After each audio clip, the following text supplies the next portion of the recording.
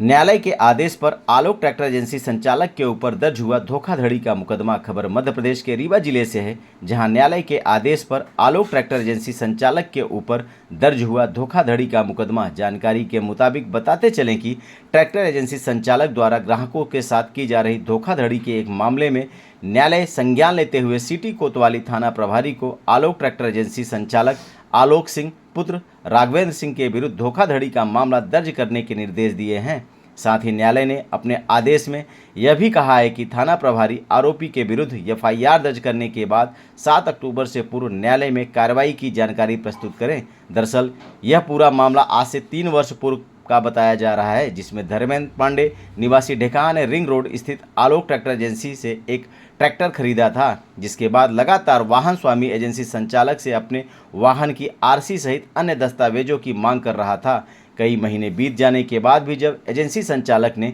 वाहन स्वामी को ट्रैक्टर का रजिस्ट्रेशन कार्ड नहीं दिया तो परेशान होकर पीड़ित वाहन स्वामी परिवहन कार्यालय जा पहुंचा, जहां इंजन और चेसिस नंबर ट्रेस करने के बाद जब कंप्यूटर की स्क्रीन पर वाहन स्वामी की डिटेल्स आई तो ढेकाहा निवासी धर्मेंद्र पांडे के पैरों तले जमीन खिसक गई। दरअसल इस इंजन और चेसिस नंबर वाले ट्रैक्टर को 8 माह पूर्व ही एजेंसी संचालक उमा शंकर पांडे को बेच चुका था। तब पीड़ित को यह ज्ञात हुआ कि ट्रैक्टर एजेंसी संचालक ने उसके साथ फ्रॉड करते हुए उसे पुराना ट्रैक्टर नए ट्रैक्टर की कीमत पर बेचा है। पीड़ित द्वारा इसकी शिकायत सिटी कोतवाली थाना प्रभारी सहित जिले के पुलिस कप्तान से की गई, लेकिन जब पुलिस ने मामले में कोई सुनवाई नहीं की तो पीड़ित ने न्यायालय में परिवाद प्रस्तुत कर दिया और 3 साल तक चले लंबे विचारण के बाद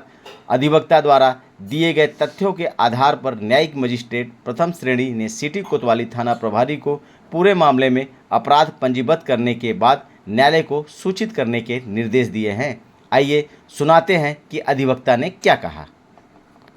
ये एक्चुअली आलोक ट्रैक्टर के नाम से एक एजेंसी है। आलोक ट्रैक्टर एजेंसी ने धर्मेंद्र पांडे निवासी ढेकाहा को एक ट्रैक्टर बेचा था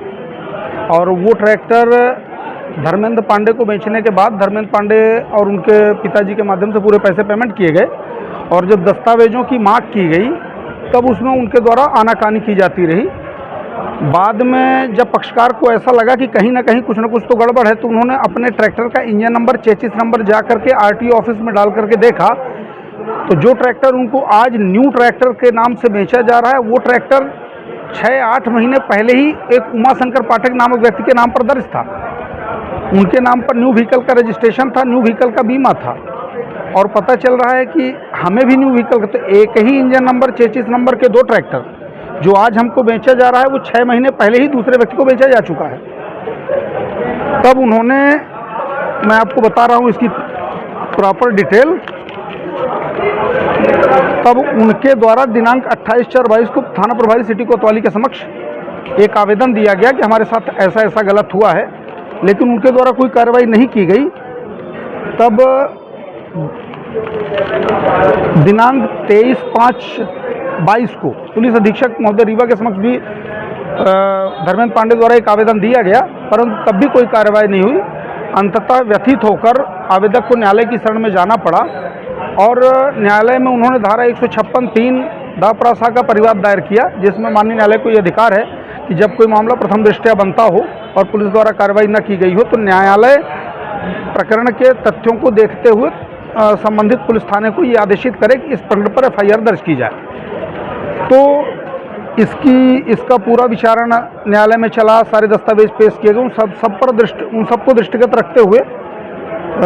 माननीय जेएमएफसी न्यायालय द्वारा यह आदेश पारित किया गया कि आलोक ट्रैक्टर एजेंसी के संचालक के विरुद्ध धारा 318(4), 336(3), 338 एवं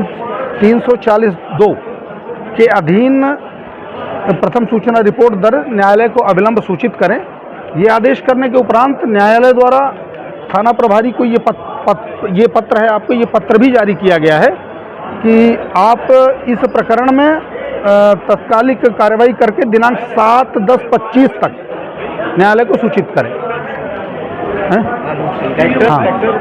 अमाउंट उन्होंने पूरा दे दिया, पूरा दे दिया था, पूरा दे दिया था। विवाद कहाँ से बड़ा, पेपर को लेकर, किस चीज को लेकर? नहीं, विवाद पहले तो वो न्यू व्हीकल मान रहे थे, पूरा पेमेंट कर दिया। पूरा पेमेंट होने के बाद जब वो दस्तावेज मांगने गए, दस्तावेज मांगने के समय जब उनके द्वारा आज देंगे, कल देंगे, 1 महीने बाद, 2 महीने बाद, तब इनको कुछ शंका हुई कि भाई दस्तावेज तो आरटीओ अपने ट्रैक्टर के दस्तावेज पता करने के लिए गए, वहाँ किसी के माध्यम से जब इंजन नंबर चेसिस नंबर डाला तो पता चला इस इंजन नंबर चेसिस नंबर का तो सालों पहले रजिस्ट्रेशन हो चुका है दूसरे व्यक्ति के नाम पर। तब ये फिर घर वापस आए और फिर इन्होंने अपने कागजात में इंजन नंबर चेसिस नंबर फिर ट्रेस किया, तब इनके पैरों तरह जमीन खिसक गई कि इतना पैसा देने के बाद। पैरवी कौन कर रहे थे? मैं आनंद मूर्ति तिवारी और हमारे सहयोगी ओम शंकर तिवारी।